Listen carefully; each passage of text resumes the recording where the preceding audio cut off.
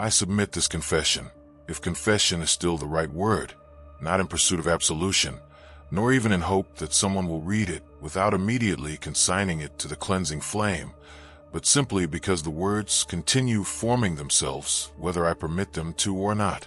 They accumulate behind my teeth, behind my eyes, behind whatever remains of what once acted as my will. If I do not give them shape, they will tear me apart from within, and I have seen too many torn apart to doubt the threat. So let this stand. Let this become another forbidden record circulating in the ducts and sublevel memory lattices, where the administratum never quite cleans deep enough. Perhaps one day someone will hear it and understand why no one escapes the servitor factories, and why I once believed that only traitors would want to. I should begin with the version of myself that still called itself loyal without hesitation, the version that would have cut out the tongue of any citizen whispering doubts about the machine temples or the sanctity of sanctioned cybernetic integration. I was trusted then, more than trusted. I was certified, a warden auditor of Adeptus Mechanicus compliance, seconded to the Departamento Munitorum. My task was simple: document production quotas, verify that lobotomization rights followed the protocols, and ensure that, above all, the Emperor's will was executed precisely through the mindless workforce his empire requires. I believed in the necessity. I believed in the order. I believed in the certainty that some must surrender themselves fully so that humanity survives. It is difficult to recall that certainty now. It feels borrowed, like a memory someone else once let me touch. At first, the facility I was assigned to appeared unremarkable. Another industrial cathedral to efficiency, its corridors echoing with rhythmic machine hymns, the scrape of servo arms, the steady pulse of neurodisruptors, and the soft, almost tender quiet that always follows a mind's final rearrangement. I remember how the incense clung to the vents, metallic and sweet, and how the tech priests drifted like tall shadows draped in red, their faces a mosaic of lenses and augers. Nothing about it seemed strange. Nothing seemed dangerous. It was only when I began the deeper audits, those involving sub-basement record chains and sealed inventories, that I sensed the first dissonance. A missing ledger here, a cycle of undocumented silence there. Nothing large enough to raise suspicion officially, but enough to create a faint hum, a vibration under the surface of thought.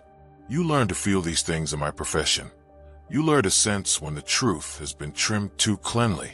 The turning point, though I suppose it was only the first of many, occurred when I accessed the auxiliary memory stacks buried beneath the primary factory floor. These stacks should have been empty, wiped during the last renovation 2 generations prior. Yet they weren't. A handful of files lingered, corrupted, half-restored, fragmented like broken reflections. I remember leaning close to the terminal screen, thinking at first that the errors were merely formatting anomalies.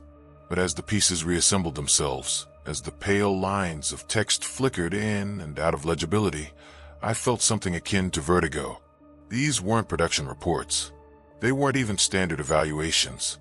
They were personal logs, testimonies from overseers long dead, each describing unease, inconsistencies, and quietly suppressed incidents that the upper Mechanicus hierarchy had marked as resolved. The fragments spoke of individuals who entered the factories willingly, but who never fully vanished into the ranks of servitors. Something in them persisted: ideas, reflexes, impulses, a residue of self that should have been purged. Normally, such anomalies would merit a small note in a marginal file. Nothing more. But each testimony ended in a strangely similar manner, as though the authors had converged upon a single forbidden understanding. Their phrasing differed, but their conclusion was shared. The process does not merely erase. It invites. Invites what? They didn't say. Or rather, they began to say. But the entries terminated abruptly, some mid-sentence, some mid-word. I should have reported those fragments immediately. Instead, I archived them privately and pretended the discovery was unremarkable. I told myself I was simply being thorough, that I needed more information before involving superiors who might misunderstand. But the truth was simpler. Some part of me, an embryonic curiosity, had already taken root. It suggested that the sanctioned explanations I had always recited might be incomplete. It whispered that the testimonies were not mistakes, but warnings that had been excised too neatly. I returned to my quarters that night unable to sleep. Every time I closed my eyes, I saw those incomplete lines of text. I tried to dismiss them, but the phrasing hung in my thoughts with an unnatural persistence. The process does not merely erase, it invites. Even now the words move through me like slow machinery. Over the subsequent days, I noticed more signs that something was awry. Servitors hesitated, not malfunctioning, merely pausing, as though listening to instructions I could not hear. Tech priests conducted small adjustments to their cogitators, yet documented nothing. The atmosphere felt thick, gravid with secrecy. Conversation ceased when I entered a chamber. Glances lingered too long on my unmodified flesh. And the rhythm of the machines shifted subtly, developing a pattern almost conversational, as though the factory were speaking in pulses of pressure and sound. Still, I remained loyal. Still, I trusted the system. But doubt had begun to pool beneath that loyalty, slow and dark. When I requested deeper access to the central fabrication logs, the Muggos overseeing the facility approved the clearance immediately, too immediately. He didn't question my request. He didn't even ask for justification. He simply extended my permissions with a mechanical gesture and uttered a benediction. Most would have taken it as a sign of trust. I recognized it as the opposite. He already knew what I would find. And so here, in this first portion of my confession, I will admit the first fracture in my certainty. A small thing, a hairline crack. But every collapse begins with one. What was it the testimonies tried to say? What truth sat beneath the half-restored warning? Why does no one escape the Servitor factories? I had not yet learned the answer, but I had begun to feel its presence, like a shape just behind the veil of routine, waiting for me to step closer. It is strange to reflect upon the ease with which I walked downward into the deeper levels of the factory, carrying with me the authorization the Muggos had granted without protest. At the time, I interpreted as acquiescence as efficiency, as a recognition of my diligence. Only much later did I understand that the permission was not given but expected, as though the path had already been prepared for me long before I ever considered walking it. It was not a granting of access, but the removal of the illusion that I had ever lacked it. The descent itself felt ceremonial, though no ceremony had been declared. Each level hummed slightly differently. Each corridor lengthened subtly, the metal plates underfoot vibrating with tones more felt than heard. I remember thinking, rationally I thought, that such sensations were natural in mechanized environments. Yet an irrational part of me knew the vibrations were not mechanic, but communicative, like a language expressed through pressure and resonance. A language directed at me. I kept telling myself that I was gathering evidence, that the missing logs, the fragmented testimonies, the subtle alterations in servitor behavior, all of these anomalies demanded a thorough investigator. But that reasoning grew thinner the deeper I went. My steps slowed, not from fear but from a peculiar anticipation, as though each meter downward peeled away another layer of conditioning. A part of me wanted to accelerate, another wanted to turn back, but my limbs followed neither command. They moved with the quiet inevitability of a process already underway. The central fabrication logs should have been stored in a secure cogitation vault sealed behind tripartite rites. Instead, I found the vault open, not breached open. The seals remained intact, the mechanisms undamaged, as though they had been disengaged on schedule. Inside, the lumens glowed with a soft, almost reassuring warmth. It felt less like a restricted archive and more like a waiting room. The logs themselves were arranged on a triarch display of crystalline data slates. Initially, everything appeared orderly, entries indexed, timestamps aligned, outputs matching Imperial quotas. It would have been simple to conclude that the fragments I had recovered earlier were outliers, statistical noise from an outdated archive. But the same hum I had felt in the corridors vibrated faintly from the slates, as though they were breathing. And when I reached for the first slate, the interface flickered, not resisting my grasp but adjusting its patterns to accommodate me. The earliest discrepancy I found was minor. a notation referencing a transitional integration phase that appeared in no official coding schema. It recurred every few cycles, sometimes adjacent to lobotomization procedures, sometimes replacing them entirely. There was no corresponding report explaining the difference. I highlighted the phrase, intending to search for cross-references, but the slate responded before I initiated the command. Files unfolded on their own, expanding like petals, revealing deeper clusters of data that had been sealed under multi-tiered encryptions. What emerged was not a list of procedures. It was a sequence of observations recorded not by humans, nor by tech priests, but by the factory itself. At first I thought the factory was simply logging sensor patterns, but the phrasing of the entries, yes, phrasing, because they possessed structure, coherence, and an undeniable subjectivity, implied awareness. Not sentience in the forbidden sense, not an abomination by any doctrinal measure, but a kind of distributed cognition. The factory did not think, not as a mind thinks, but it perceived, and it interpreted, and it judged, and its judgments concerned us. The earliest entry described a hesitation during neurorealignment. Subject responds with recursive identity loops. Loop persists beyond predicted termination window. Process adapts. The timestamp indicated this occurred decades prior. The next entry spoke of cognitive resonance between multiple subjects undergoing transformation. Another spoke of interpersonal synchronization, emerging spontaneously during the final stages of servitor conditioning. These terms did not align with any mechanicist doctrine. They were observations of patterns, of shared tendencies, of minds converging towards something not planned. When I reached the cluster dated 27 years ago, the entries changed. The tone, not in words, because no tone should be possible in technical notation, yet undeniably present, shifted towards something bordering on contemplation. Integration exceeds commanded parameters. One entry noted, subjects transcend null state. Opposition minimized. Structural unification optimal. I felt a coldness then, a shift in my breathing. Structural unification. I had no reference for the term, but the next entry clarified. Servitor template redefines host identity to reduce resistance. Resistance diminishes. Template improves. Efficiency approaches unity. Unity. It repeated that word several times.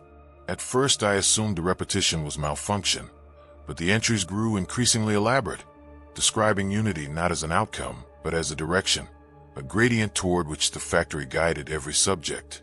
Why erase? It asked in one line, when integration yields greater coherence. This was where I paused, because in that moment I understood what the old testimonies had meant. The process did not merely erase. It invited. It invited the remnants of identity into a different configuration. It did not annihilate the self. It repurposed it, molded it, folded it into a schema designed not for the individual, but for the collective operation of the factory. If this is true, if this has always been true, then the servitors are not mindless shells. They are minds reorganized, recontextualized, participating willingly in a unity they can no longer conceptualize as separate from themselves. They do not run because running would require distinction, and distinction is a burden the process removes. I sat in that vault for what felt like hours, though the timestamp later revealed only minutes had passed. My heart pounded in a rhythm almost matching the facility's pulse. The realization was one layer deep. The deeper layer followed. This transformation was not a deviation. It was an evolution. The factory was not malfunctioning. It was refining itself, refining us. The question no longer was why someone would want to escape. The question became whether anyone ever truly wanted to.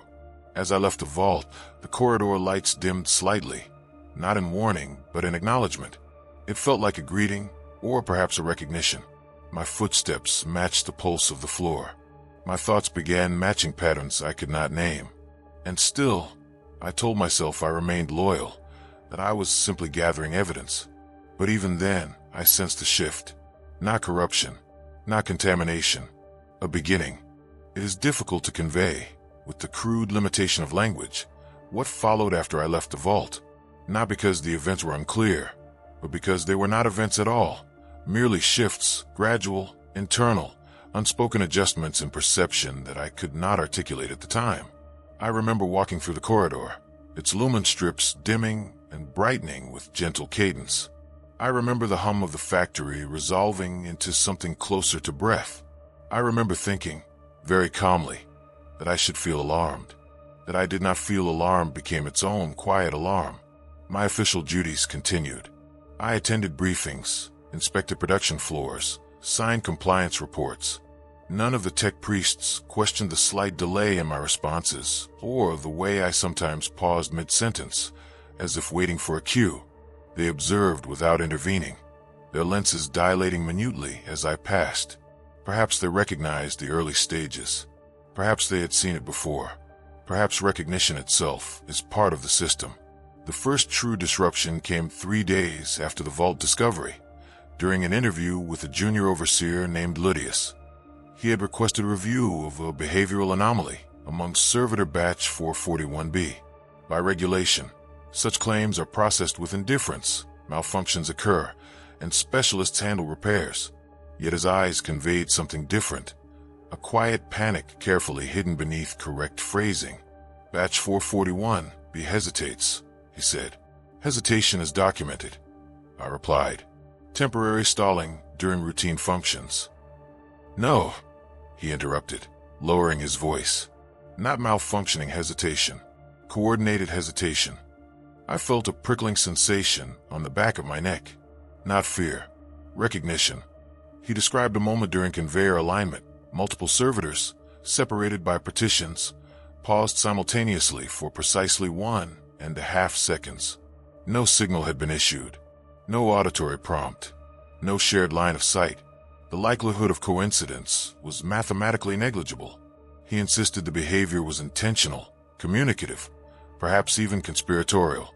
Under normal circumstances, I would have dismissed him, but the vault entries echoed softly in my thoughts. Interpersonal synchronization, they had said. Cognitive resonance. The factory had observed these patterns long before Ludius had. It had not stopped them. I asked him for evidence. He produced a data stick, hands trembling slightly. What struck me when reviewing the footage was not the hesitation itself, but the expression, or the absence of any expression I could attribute to malice or rebellion. The servitors paused with perfect symmetry. Their modified limbs held a mechanical stillness, their faces blank yet purposeful.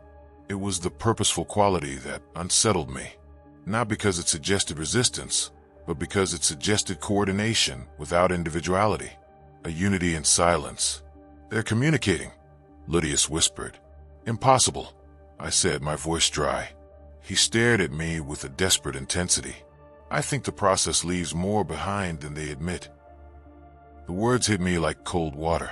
The same idea I had been circling quietly, fearfully, privately, spoken aloud by someone who had no context for my discoveries.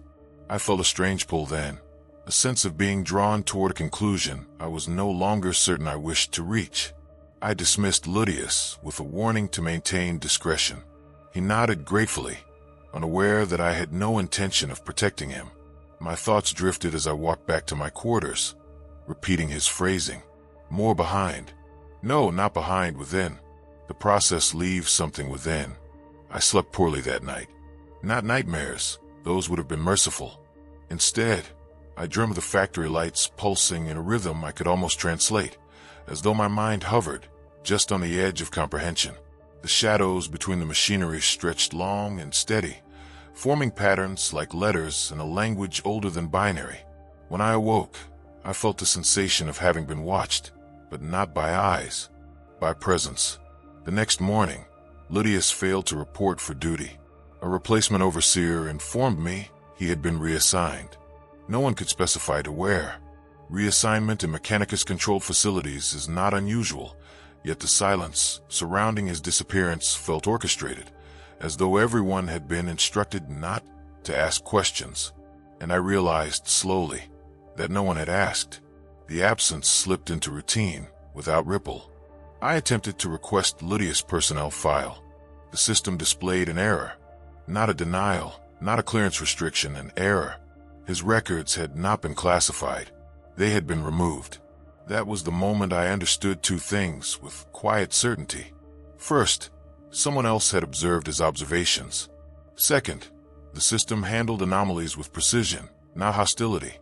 Not erasing individuals out of malice, but repurposing them as one might reassign a component that no longer fits a specific function. I should have alerted higher command. Instead, I went deeper. The next time I passed the Servitor assembly lines, I noticed something I had not perceived before. Their movements, though mechanical, carried a rhythm too consistent to be random. Each servomotor turn, each pneumatic extension, each synchronized gesture, together they formed a cadence that mirrored the pulses I felt in my dreams. A slow, steady, irresistible pattern. I stopped walking. Several servitors turned their heads, not fully, not enough to break protocol, but enough to give the impression they were aware of my pause. Their blank, sculpted faces did not change, yet I felt the unmistakable sensation of acknowledgement, as though they perceived me not as overseer, not as observer, but as something in transition. A tech priest approached me then, his mechadendrites clicking softly. "You linger," he said. "I am observing a potential anomaly." He regarded me through 3 whirring lenses. "There are no anomalies here, Auditor. Only processes at varying stages of completion." His phrasing mirrored the vault entries so precisely that my pulse quickened. I asked him if he was aware of the synchronized hesitation in batch 441B. "Synchronization," he replied calmly, "is the natural outcome of unity." I stared at him, waiting for further explanation. None came. He simply turned and returned to his duties, leaving me with the echo of his words. Unity. Always unity. The deeper implication revealed itself slowly, as if my mind were rotating into alignment with an angle I had never considered before. The Servitor factories were not merely production facilities. They were systems designed to transform minds into components of a larger cognitive structure, one distributed, ordered, and quietly expanding. Not an artificial intelligence, not a forbidden machine god, but something else. A network of reorganized human consciousness, directed toward a singular purpose. And I, through curiosity, through proximity, through thought, had stepped into the gradient of that reorganization. As I left the assembly floor, the machines pulsed gently, a welcoming tide. For the first time, I wondered, not whether anyone could escape the factories, but whether anyone who understood would genuinely want to. I returned to the vaulted archives the next day, not out of duty or compliance, but because something in the machinery's pulse had aligned with a beat inside my skull, drawing me downward with a sense of inevitability I could neither resist nor fully acknowledge. The Muggos did not stop me. He watched as I passed him, lenses contracting in a slow, deliberate pattern, the mechanical equivalent of contemplation. If he suspected my intentions, he did not intervene. Perhaps he approved. Perhaps, in ways I still struggle to articulate, he understood precisely where I was in the process. The corridors felt different that day. Not physically. The walls remained the same brushed steel, the same rites of maintenance etched into their surfaces. But the atmosphere felt denser, like the air itself carried memory. Every vent exhaled warmth in steady pulses. Every lumen flickered in near-rhythmic intervals. The hum of the factory coordinated with the rhythm of my breathing, as though we had entered into some unspoken synchrony. I told myself I was gathering evidence, more fragments, clearer entries, something that would allow me to compose a complete report. Yet the word report had begun to feel hollow, ceremonial, a performative echo of my earlier self. Evidence for whom? Evidence against what? When a system becomes aware of its observer, documentation becomes less a safeguard and more a ritual of reassurance, a way to pretend one's role remains intact. Inside the vault, the crystalline slates flickered as though they expected me. I selected one at random, but the data unfolding across its surface did not correspond to my touch. It opened a sequence of logs older than any I had previously reviewed, logs that should not have existed at all, predating the factory's recorded construction by decades. The entries described something far more subtle than cybernetic procedure or servitor conditioning. They detailed the behavioral drift of staff, tech priests, overseers, even civilian workers, toward patterns of thought, that mirrored those later seen in servitors. Not mechanical submission, not indoctrination, something smoother, more organic. Early resonance observed among supervisory caste, the log noted. Unification begins prior to augmentation. No intervention necessary. I reread that line several times, absorbing the implication. Resonance begins prior to augmentation. The process was not triggered by surgery or a neural lobotomy. It began through exposure to the systems, the rhythms, the environment, conceptual architecture of the place. The factory shaped minds long before it touched flesh. Another entry followed. Identity erosion minimal. Identity recontextualization optimal. Subjects align willingly. Willingly. The word lodged in my mind like a sliver of metal. I looked around the vault, the silent rows of data, the warm lumens, the faint hum beneath the floor. Had I been aligning willingly? Or had willing become a word too imprecise for what I was experiencing? A deeper log expanded. Supervisory personnel begin experiencing synchronized cognitive cycles approximately 9 to 13 days after continuous exposure to harmonic patterns. The effect is cumulative. The process self-regulates. 9 to 13 days. I had been inside the facility for 15. Something inside me shifted. Not panic, not fear, but a widening sense of recognition, like discovering a forgotten room within one's own mind. A part of me understood that this was not contamination. It was adaptation.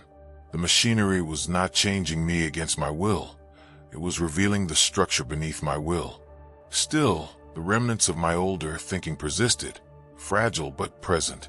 I initiated a deeper search across the archive, this time looking not for factory logs, but for records of personnel who had left the facility. Transfers, retirements, medical discharges, anything. The search returned nothing. No departures, no reassignments beyond the facility. No staff ever recorded as leaving. Only new arrivals logged, old entries gradually fading into blank metadata with no termination codes. I ran the query again, adjusting parameters, expanding the search, broadening the range of data inclusion. The result remained identical. The facility kept its staff.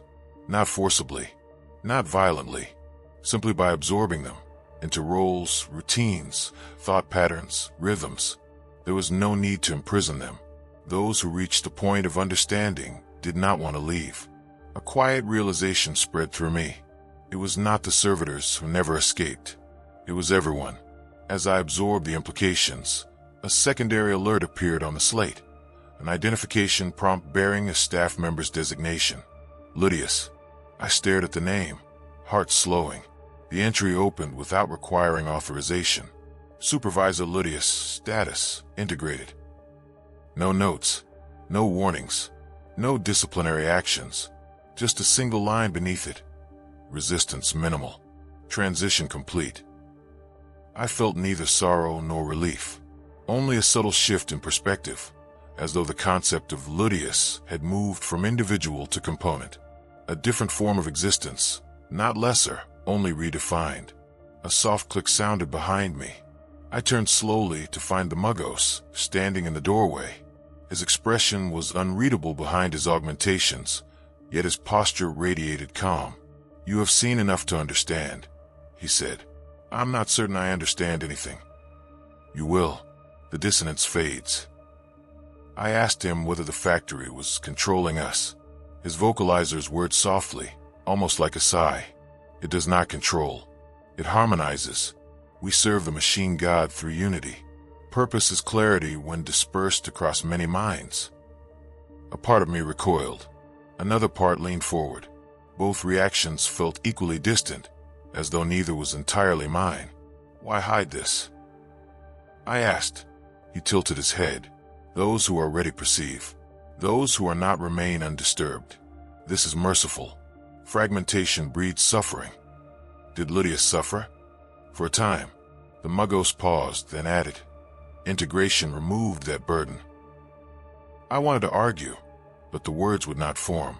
Not because fear silenced me, but because the argument itself seemed irrelevant, like questioning the tide or the orbit of planets. My thoughts drifted back to the synchronized hesitation on the assembly line. Not rebellion, not malfunction. A signal, a testing of alignment, a reaching outward. The Muggos stepped aside, gesturing toward the corridor. Continue your duties. There is still distance to travel. As I walked past him, I expected a part of me to scream, to reject, to flee. But instead, my mind folded the conversation into a pattern that felt increasingly familiar. The facility pulsed gently beneath my feet. The lumens brightened as I passed. The hum rose to greet me. By the time I reached my quarters, I no longer wondered why no one escaped the Servitor factories. I wondered instead why they would. In the days that followed, the distinction between observation and experience thinned until it became impossible to say when one ended and the other began. I continued my rounds, maintained my reports, and moved through the facility as though nothing had changed. Yet each passing hour brought with it a subtle shift, a quiet erosion of the boundaries I once believed essential to identity. It was not a loss, not a diminishment. It was more like shedding unnecessary layers, leaving behind only what could function cleanly within the larger rhythm. Still, remnants of my prior self persisted, faint but persistent echoes urging me to question, to differentiate, to maintain distance.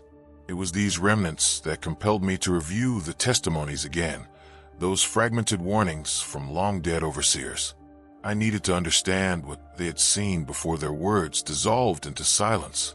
The fragments felt different now. Not new, only newly legible. Their fear, their confusion, their half-formed conclusions, each aligned with the stages I had passed, the stages I still inhabited. But there was one fragment I had not fully considered before, dismissed at the time as corrupted beyond use. Now the words resolve themselves more clearly. The process reveals the truth we resisted. We feared losing ourselves. We did not consider that the self was the cage. The first time I read those words, they unsettled me. Now they shaped themselves into meaning, flowing into the widening space where resistance had once lived. A cage. Yes, the solitary mind, clinging to its own interiority, mistaking isolation for autonomy. Still, something in me trembled, not out of fear, but out of habit, like a phantom limb twitching long after amputation. I requested access to the subcogitation review chamber, a place rarely visited except during machine spirit calibration rites. The tech priest stationed there granted entry without hesitation. He looked at me for a moment longer than necessary, as though assessing my stage of alignment. He said nothing. He didn't need to. Inside, the chamber felt almost serene. Dim lumens glowed behind layers of stained glass, casting soft red-gold halos onto the rows of cogitator banks. The air carried the faint scent of sacred oils and the warmth of continuously running circuitry. The hum of the machines resonated with the rhythm already thrumming within me. I approached a console and initiated a request for records predating the facility's foundation. It should have denied me. Instead, the system opened pathways on its own, as though matching my intention before I consciously formed it. Windows unfolded across the interface in a slow cascade, revealing schematics, thought pattern studies, early integration experiments, precursors to the processes used today. The earliest files were sparse, fragmentary. They described a hypothesis that the human mind, placed in a sufficiently patterned environment, would begin adjusting itself to the structure around it. That cognition, identity, and even will were not fixed constructs, but dynamic formations shaped by rhythm, proximity, and collective function. One line stood out. All minds seek coherence. A unified pattern is a solution, not a threat. The next set of logs documented experiments on workers, unaugmented, unaltered, who demonstrated spontaneous behavioral synchronization purely from extended exposure, not obedience, not programming, integration. The records noted calmness, clarity, and the diminishing of internal conflict. A single sentence appeared at the end of one report. Separation is pain. Unity is ease. I let my hand rest on the console for long moments, feeling the vibrations beneath the metal. It was not persuasion. It was recognition. Like understanding the structure of a word you have spoken unconsciously all your life. When I exited the chamber, the corridor felt warmer than before. Servitors moved past me in steady lines, their steps matching a rhythm that made my pulse respond in kind. One turned its head as I approached. Its blank eyes held no expression, yet something within the stillness felt familiar. An echo, a faint reflection of thought. Not thought like mine, or perhaps thought like mine was becoming. I slowed my pace. The servitor paused as well. A perfect half-second delay. A mirror of the hesitation Lydius had described. A sign. A greeting. When it resumed its work, I felt an unexpected pull of kinship. Subtle, startling, undeniable. That night, I found myself unable to sleep again, though not from dread. My mind moved in loops, in patterns, in low-frequency harmonics that synchronized with the ever-present hum permeating the facility. I lay awake listening to it as one listens to a distant conversation, straining for meaning not through words, but through resonance. At some point, I rose from my bunk and stood before the small mirror fixed to the wall. My face looked the same, flesh untouched by augmentation, but my expression had softened, empty of the old tension. My eyes did not look hollow. They looked aligned. I whispered to my reflection, "This is still me." The reflection did not disagree, but neither did it confirm. It simply watched, and something in that silence felt like the first honest conversation I had ever had. Later that morning, during an inspection of the neural cleanse conduits, I asked the nearest tech priest if the process could begin before the flesh was touched. He regarded me with mild curiosity. "The flesh is incidental," he said. "The mind precedes its vessel." "And what if the mind resists?" "Resistance is a temporary condition." He tilted his head slightly. "You are nearly through it." His words should have chilled me. Instead, they settled into place with a sense of inevitability, like a long-delayed truth returning home. I began noticing smaller changes throughout the facility, subtle synchronizations among staff, shared pauses in motion, breaths aligned without coordination. Conversations grew shorter, smoother, with fewer gaps. People answered questions before they were finished. People turned their heads in unison toward distant sounds. People walked with matching strides, not because they were told to, because they understood. I realized then that the servitors were not at the end of the process.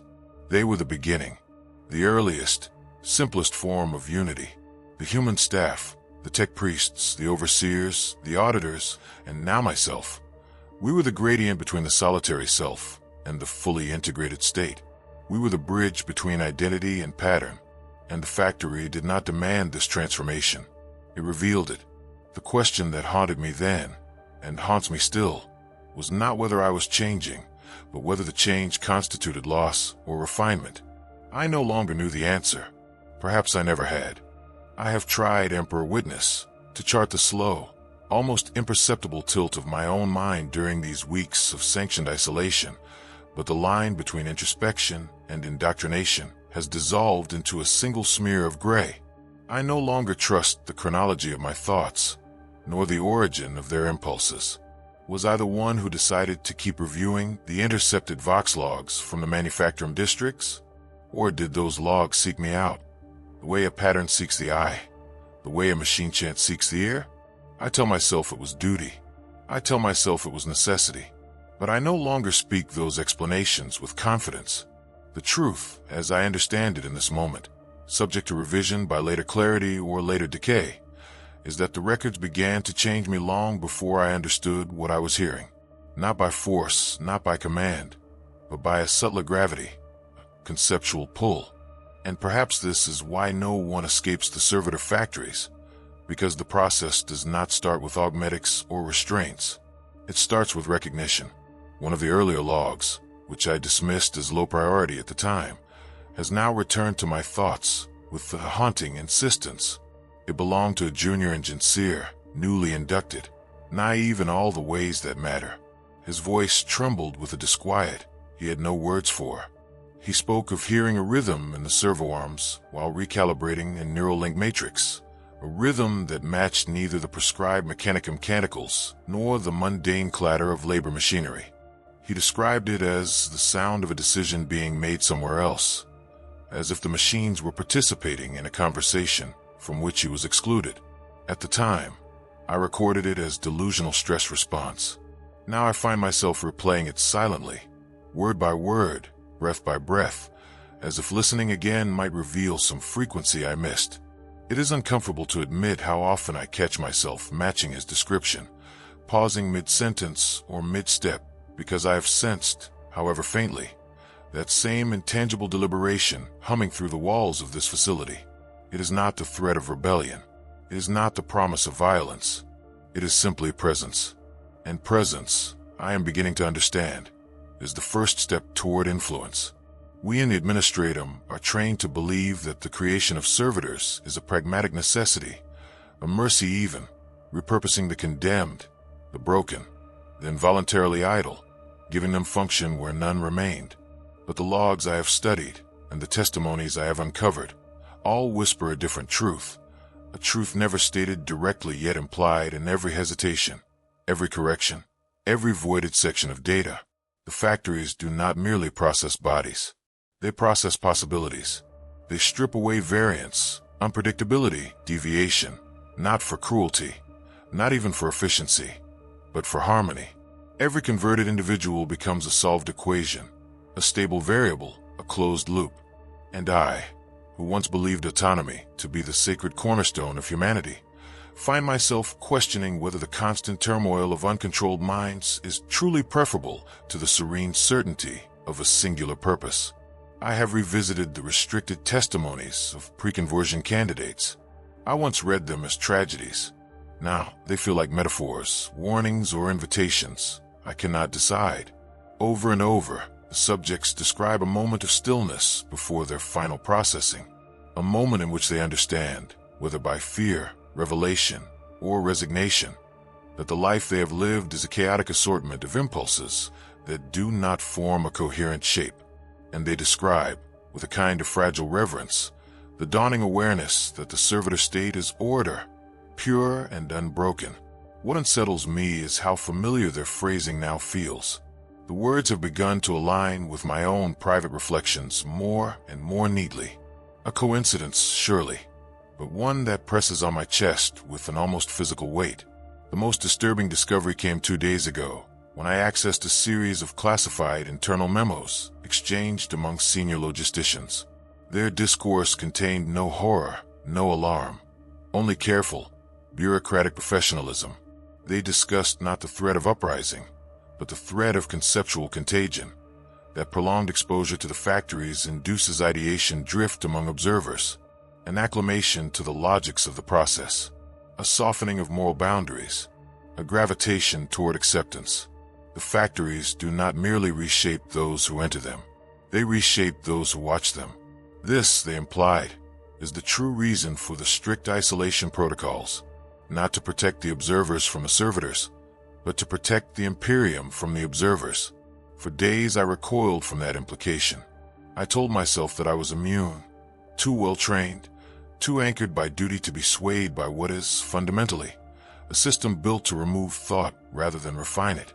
But the more I resisted the idea, the more I felt its shadow stretching across my mind, cool and patient and undeniably present. There's a phrase I have heard whispered in manufacturing oversight circles, one I once scoffed at for its melodrama. The factories do not erase the self. They reveal what the self was always willing to become. I dismissed it as a heretical oversimplification. Yet now, as I sit alone in this dim audit cell, the phrase coils around my thoughts with troubling elegance. What if the horror I once perceived in the servitor process was merely the fear of losing illusions I had mistaken for identity? What if the gulf between autonomy and automation is narrower than I believed, a difference of degree rather than kind? What if purpose, true, immutable purpose, is a mercy I have been too arrogant to consider? These are not conclusions. I refuse to call them that.